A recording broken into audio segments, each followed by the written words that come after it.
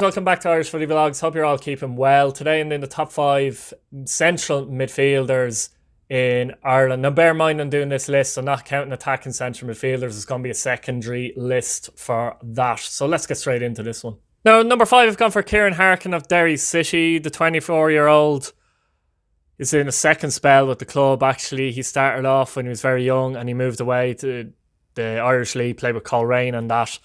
He had an excellent 2019, 34 appearances and 5 goals. He's got 4 this season. You could argue this season is missed Sloggett in that central midfield for Derry because they're completely different midfielders, but that's something I'll talk about maybe later on. But with Harkin, very good ball player, very good in the ball, likes to get the ball in pockets, pass through those lines. I've talked about him before that he's small in stature. He is very small, but by God, does he like to get a tackle in. He's tigerish as well. He mightn't be the biggest, but he's got a big heart.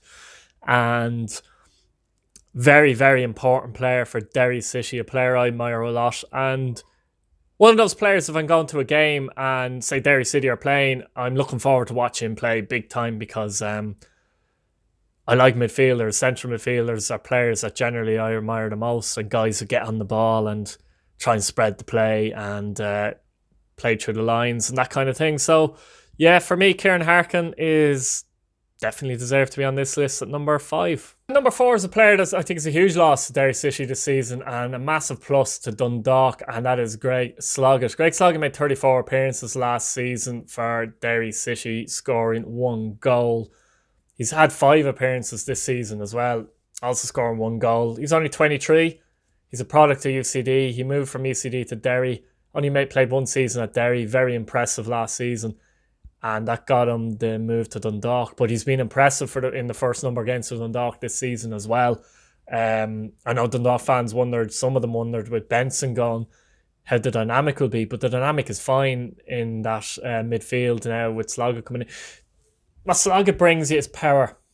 He's a powerful guy who, think about Patrick Vieira, that type of player in the SSE Atricity League. He's that type of player. He's got power. He gets up and down. He's good at moving the ball with the ball as well as feet. Good ball carrier. Decent passer of the ball. I could get around the field very, very well. Close down spaces. Well able to get a tackle in. Athletic and powerful was the thing I'd say with him as well. Not just power, it's athleticism that goes with it. And he's going to be a really, really good signing for Dundalk whenever the season starts up again, hopefully. But yeah, for me, Greg Sloggett could well be a team of the year, certainly contender by the end of the season, and easily in at number 4 for me. Now, number 3 is a player that I think some people forget about from time to time, and that's Craig Bolger of Shamrock Rovers. He's 31 years of age now, but he's still an excellent player. He's very good at I would call him kind of a deep line anchorman, so to speak. But not in the way that he's going to make 10 tackles a game necessarily. He's very good reading the game. He's a very good reader of what's going to happen in the phases and intercepting, and good on the ball as well. He can pass the ball. Nowadays, maybe doesn't get move as well as he used to, but still very, very good player. And wherever he goes, he wins. He won a league title with St. Patrick's Athletic. He won a FAI Cup with St. Patrick's Athletic. He won a league title with Cork City. And I believe he won 2. He did. He won 2 FAI Cups with Cork City. And of course, winning the FAI Cup with Shamrock Rovers last season. So, you know, I mean, that says it all for me. He's a player that's been successful at every club. You feel like if you buy Craig Bolger, you're going to win something. And that has been true since his St. Pat's days. He's a product of UCD as well. Like, you know, I mean, an awful lot of these quality players often are products of UCD. Last season, he made 31 appearances for the club, scoring 3 goals. But not a player that you recall scoring many goals. When he does, they tend to be good, though. They tend to be long range. So they do. So, yeah, Craig Bolger for me, kind of forgotten. Now, number 2, I have Chris Shields of Dundalk in. Chris, what can you say about Chris? He's been on the last 2 PFI Team of the Years. You seen the Shamrock Rovers Cup final last year, and he was missing, and I think it was a huge loss to Dundalk. I think it was actually a difference between possibly winning and losing. Pardon me. I think it was a difference between winning and losing for Dundalk, the FAI Cup last year. Very, very important player. He's 29. He's been around a while. He's played a lot of football. And he's been at the club since 2012. So he's won everything with the club. 5 leagues, 2 FAI Cups, 2 League Cups, and obviously President's Cups, etc., etc. Played in the Champions League. Played Europa League group stage as well. So he's made 220 appearances for the club and scored 6 goals. So he doesn't score many goals. He's not that type of player. How do you describe Chris Shields? A tempo setter, but not in the way that you might have a Jack Byrne or even say a Greg Bolger. He does take the ball off the defence, but he's the type of player that will say, right, I'm going to find the player who's good on the ball further up the pitch. He just does things very simply and well, and he's a great leader and gets around the pitch. Very good man marker. If you want someone to man mark, identify a player, Chris Shields can do it as well. He can drop into those pockets, as I said, as well, and win the ball. He's just a good all-rounder.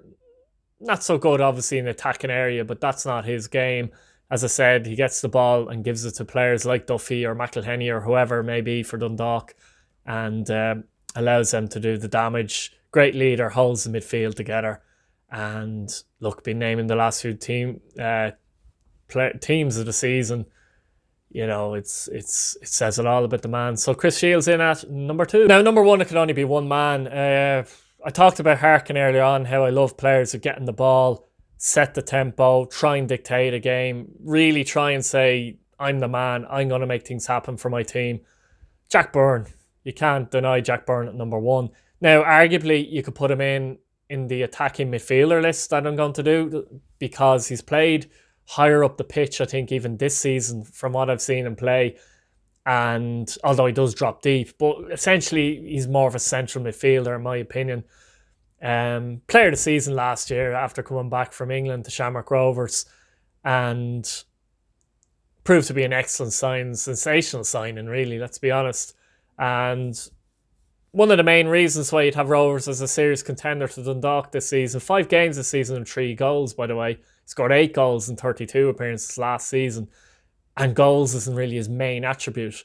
So he's got great low centre of gravity, fantastic balance, vision, but the execution of a pass, it's all right seeing something, but actually executing it as well, very, very good. He's just 2 steps ahead of most players, I think, in this league. 2019 was a fantastic season for him as well. Coming back to Ireland, winning the FAI Cup with Shamrock Rovers, and earning 2 caps for the Republic of Ireland national team. Particularly, I think it was the Bulgaria game he came on. I thought he was very good. I know people say it was a friendly, blah, blah, blah, blah. But, I mean, still, to come on and do what he did in the Bulgaria game was excellent. I just love those type of players as well. Players that dictate a game, that take the game even by the scruff of the neck, and find those pockets. He can find guys in the number 10. He can end up in the number 10. Very difficult player to mark. Great to have him in the league. And, from a selfish point of view, the longer he stays in this league, the better, because you want to see the best players in the league. So that's a bit about it, guys. What do you think of the top 5 list? Have I left anyone out that you feel deserves to be in there or a mention? So guys, I'll leave it there. Check out the other videos, top 5s, goalkeepers, left backs, right backs, centre backs, and I'll have attacking midfielders coming up soon, wingers and strikers. So if you're new around here, please subscribe. And that's about it. So see you later, guys. Good luck. Bye bye now.